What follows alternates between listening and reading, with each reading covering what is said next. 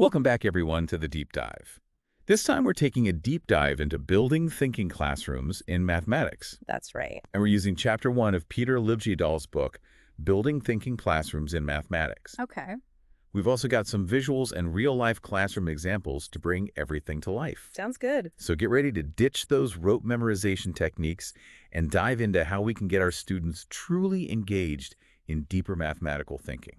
I think a good place to start is with this idea that to really encourage thinking, we need to give students something to think about, right? Yeah, absolutely. So what kinds of tasks are we talking about here? What should we be looking for? Well, it's not just about presenting a problem, you know? Okay. The task itself kind of comes alive when you have the right audience. Oh, I see, yeah. Like, take a simple question like, is 8 greater than 9? Oh. For a group of 4-year-olds, that might be a really engaging question, you know? They're exploring quantities, they're discovering things. They're getting those wheels turning. Exactly. But if you ask that same question to a group of high schoolers, it just falls flat. Yeah, for sure. So the audience really determines the complexity and the level of engagement. Absolutely. Okay, so we need to give them these tasks that make them think. Right. But how do we move beyond just solving problems using those memorized algorithms? Yeah. How do we get them to think critically? Yeah, and that's where we start to differentiate between problem solving and applying algorithms. Gotcha. Problem solving requires real thought because students don't automatically know the answer. Right. Or the way to get there. It's not just about plugging numbers into a formula. They actually have to strategize. They have to reason. Okay, so how do we find these magical problem-solving tasks? The book mentions highly engaging thinking tasks, card tricks, and numeracy tasks. Do these fit the bill? They do. Okay. Yeah. And the book gives some really cool examples. Okay, let's hear it. So for primary students, imagine asking them how many squares are in this image. Ooh, I like that. And you show them like a grid with squares of different sizes nested inside each other. Right. It gets them thinking about shapes, patterns, perspectives. Oh, that's a good one. I can already see my students getting excited about that. Yeah. What about for older students, though? Okay, so for, say, intermediate learners, a scenario like this works well. A student buys a video game for $10, sells it for $20, buys it back for $30, and sells it again for $40. Do they make a profit or a loss? I love that one. That's relatable. It is, right. They're dealing with money. They're thinking strategically. Yeah. Financial literacy and problem solving all rolled into one. Perfect. What other examples does the book give? All right, so for middle schoolers, how about this? Time 3 eggs using only a 7-minute and a 4-minute hourglass. Interesting. Okay. It really challenges their problem-solving skills and their time management skills. Yeah, for sure. And then for high school, think logic puzzles. Ooh, I love logic puzzles. Yeah, like maybe a hotel receptionist dealing with a guest whose credit card is declined. Okay. So real-world scenario. Real worlds, yeah. That requires them to use deductive reasoning. Those are great examples. So I'm starting to get a feel for what makes a task engaging, something that really gets them thinking. But how do we connect these really exciting tasks back to our curriculum? Yeah, that's a good question. Like, I'm sure some people are thinking, okay, this sounds fun, but Right. how do we actually make it work in the classroom? It's not about getting rid of the textbooks and having them just solve riddles all day. Of course not. The goal is to find tasks that align with your learning objectives while still encouraging deep thinking. Got it. So strategic incorporation is key here. Exactly. And this is where the concept of low floor, high ceiling tasks comes in. Okay, I've seen that term in the book, low floor, high ceiling. Can you explain what that means? Yeah, so imagine a task called ski trip fundraiser. Students need to figure out how much money each person needs to raise for a ski trip, considering all the costs like rentals, lift tickets, lessons, all that. Okay, sounds pretty straightforward. The floor is low because every student can at least try to add up the costs, right? But the ceiling is high because this task can be adapted for different skill levels. Oh, okay, I see. So younger students might just focus on the addition, while older students could explore ratios, percentages, maybe even create graphs to represent the data. Exactly. It's an entry point for all learners, but it allows them to stretch their thinking as they progress. That's a really cool concept. But here's the thing. We have to avoid tasks that are too closely tied to the curriculum. Right, because they can easily turn into rote procedures without really fostering genuine thought. So we're not just trying to dress up equations as word problems. Nope, not at all. Because those can feel more like decoding exercises than invitations to think critically. Exactly. We want tasks that spark genuine mathematical reasoning. It's about going beyond just mimicking steps Yeah. and encouraging them to really engage with the concepts. Yes, exactly. It really is about fostering deeper understanding and flexible thinking. A lot of teachers might be wondering where they even find all these engaging tasks. Right. That's a good point. The good news is they're all around us. That's true. I mean, we've got brain teasers, we've got logic puzzles, even those challenging math problems that people share online. Absolutely. And even those seemingly simple tasks, right? Yeah. You can turn them into thinking tasks with the right kind of framing. Oh, So instead of just asking students to expand the expression, let's say 2x plus 3 by 1, right. you could ask, how would you expand this and why does that method work? Ooh, interesting. So you're really shifting the focus from procedure to conceptual understanding. Instead of just following steps, they're exploring the why behind the how. Exactly. You're inviting them to think about it, right? Now, the book highlights 3 types of lessons that can help us build these thinking classrooms.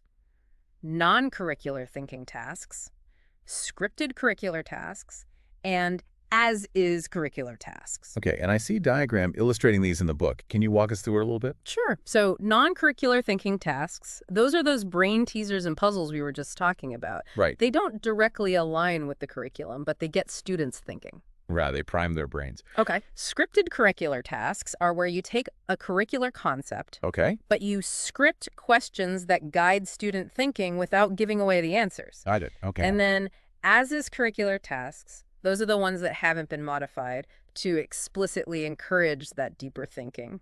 Okay, so what's really fascinating to me is that the research shows that exposure to those non-curricular thinking tasks actually improves their performance on curricular tasks later on. It does, yeah. It's like they're building up those thinking muscles, and then they can apply that strength to other areas. And the book says it really well. Once the thinking starts, it becomes an end unto itself. And students are not only more willing to think, but they want to think. Oh, that's the dream, right? It is. To have students who actually want to think. But I imagine a lot of teachers listening might be wondering how they fit all of this thinking into an already packed schedule. Yeah, that's a valid concern. I get it. It always feels like there's not enough time. Right, right. But the beauty of this approach is you don't have to change everything overnight. Oh, okay. Even dedicating just 5 minutes at the beginning of a lesson to a thinking task can make a big difference. Okay, so small, consistent steps can lead to some pretty big changes. Exactly. But how can we make the most of those 5 minutes? Like, what should we be doing? Well, the book suggests starting with a non-curricular thinking task, Okay, like a warm-up for the brain, I like it. Okay.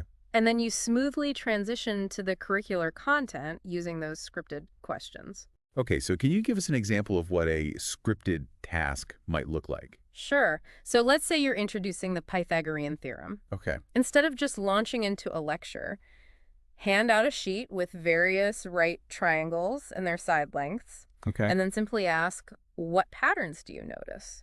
So we're letting the students lead the way a little bit. Exactly. They're making observations. They're drawing their own conclusions. They might notice that some triangles are similar, Right. or that the sides of some triangles are multiples of each other. They might even stumble upon that relationship between the squares of the sides. They're doing the heavy cognitive lifting here. They are, yeah. And then once they've had some time to explore, you can offer a second script to guide their thinking further. Okay. Maybe point out a specific pattern, like the relationship between the squares of the shorter sides and the square of the longest side. Oh, okay. So we're providing those little nudges. Exactly, without giving away the answer. Right, right. It's a delicate balance. But the book says as students become more accustomed to thinking deeply, this process becomes smoother and faster. So we're essentially training their brains to look for those patterns, those connections. Yes. And the research really suggests those initial non-curricular warm-ups. Yeah. They're really important for priming that thinking. So we can't just jump right into those curricular thinking tasks. Well, it's like stretching before a workout, I right? see. You got to get those thinking muscles limber and ready for action. Okay, so we've established that those non-curricular thinking tasks are important. Yes. But how do we actually go about creating these scripted curricular tasks? Well, it's all about asking questions that guide their thinking without explicitly giving them the answers. Right. Think back to that example of expanding an expression. Okay. Instead of saying, here's how you do it, we ask, how would you approach this? Right. What patterns do you see? Why does this method work? Okay, so we're turning procedural tasks into these conceptual explorations. Exactly. And remember, this isn't an all or nothing approach. Right. You don't have to script every single lesson. Of course not. Start small, experiment, Right. see what works for you and your students. Yeah, it's about gradually shifting our mindset and our approach to teaching. Absolutely. And the book really encourages teachers to create their own scripts based on their curriculum Oh, well, and their students' needs. so we're all curriculum designers in a way. I like that. We're Yeah. crafting those thought-provoking questions Yeah. that lead to deeper understanding. Now, in the last part of our deep dive, Okay. let's tackle some of those common questions and concerns that teachers might have about implementing these strategies, because I'm sure there are a few. Oh, for sure. I mean, there's always those practical considerations when you're trying something new, but we'll explore those Right. and Yeah. hopefully provide some reassuring advice. So, one question that comes up a lot is this tension between mimicking and thinking. Right. Like, I've definitely seen it. Students want those quick formulas and procedures, but, we know that true learning requires something deeper. Oh, for sure. And it's tempting to give in. Oh, yeah. Absolutely. Just tell them the steps. Yeah, just give them the steps. But mimicking, even though it seems efficient, it actually prevents them from developing that deeper understanding. Right. It's kind of like learning a song on the piano by rote Right. without understanding scales or chords or rhythm, right? Exactly. You might be able to play that one song, Yeah, but you can't really create your own music. exactly. And you can't transfer that knowledge to other pieces. Yeah. You might get the right answer, but you don't really understand the structure underneath it all. Right. Exactly. So, speaking of getting the right answer, how do we handle the concern that these thinking tasks might take up too much valuable class time? Yeah, that's a valid concern. But it's really about a shift in mindset. Okay. Yes, initially a thinking task might take a little longer. Mm. But as students become more comfortable with that approach, Yeah. they actually become more efficient thinkers. Okay, so it's like front-loading that time investment. Exactly, and you end up saving time in the long run because they have that deeper understanding. That makes sense. It's about those long-term gains, not just the short-term. Another concern I've heard is, can we rely solely on these engaging tasks to cover the whole curriculum? Right. Like, where does direct instruction fit in? You're right. It's not about abandoning direct instruction altogether. Okay. It's about finding that balance. Okay. And, Joe Bowler's research, she highlights that a few rich tasks are more effective than a multitude of superficial ones. Oh, that's interesting. So quality over quantity. Exactly. And, even just incorporating 18 rich tasks throughout a course can make a huge impact. Oh, wow. Okay. So that feels a lot less overwhelming, right? Right. When you put it that way, it's not like you need a million different tasks. Exactly. It's about choosing those powerful ones and using them well. Exactly. Yeah. But then the question becomes, where can teachers find or create enough of these rich tasks to cover their curriculum? That's the million-dollar question, right? It is. But, Maria Kirchhoff, her work with those 18 rich tasks, Yeah. it really shows that it's about quality over quantity. Right. And it's about choosing tasks that have that low floor, high ceiling design. Right. So that they can be adapted and extended to fit the needs of all the different learners in your classroom. Exactly. Yeah. And remember, you don't have to reinvent the wheel. That's a good point. There are tons of resources out there. Yeah. Websites, books, teacher communities. Exactly. And don't underestimate the power of collaboration. Oh, yeah. Connect with other teachers. Absolutely. Share ideas, share resources, build that community. Yeah, because we're all in this together, right? We are. And we can learn so much from each other. Absolutely. Now, before we wrap up, I want to circle back to mimicking versus thinking, which we touched on earlier. Mm. But it's such a crucial point. Can you remind us again, why is mimicking, even if it leads to correct answers in the short term, ultimately detrimental? Sure. Think of it this way. When students are just mimicking procedures without understanding the why, it's like they're building a house on sand. Ooh, okay. I like that analogy. Yeah, it looks fine for a while, but as soon as those concepts get more complex, that foundation starts to crumble. Yeah, it can't withstand the storm. Exactly. So how do we avoid building those houses on sand? By encouraging them to think to question, to struggle even. Okay, yeah. Let them make those connections on their own. So it's not just about learning how to solve one specific type of problem. Right. It's about developing that critical thinking mindset so that they can approach any problem with confidence. Yeah, exactly. We want them to be thinkers, not just doers. Exactly. And that starts with us, the teachers. Right. Right. We have to shift our own mindset, embrace those moments of struggle, and create a space where thinking is valued. Absolutely. Hmm. So as we wrap up our deep dive into Chapter 1 of Building Thinking Classrooms in Mathematics, Okay. I want to leave our listeners with a challenge. Okay. I like it. Think back to a recent lesson you've taught. Okay. How could you adapt it to incorporate a thinking task? Yeah. How could you rephrase those direct instructions into questions that spark curiosity? Maybe you were teaching about decimals or factoring quadratics.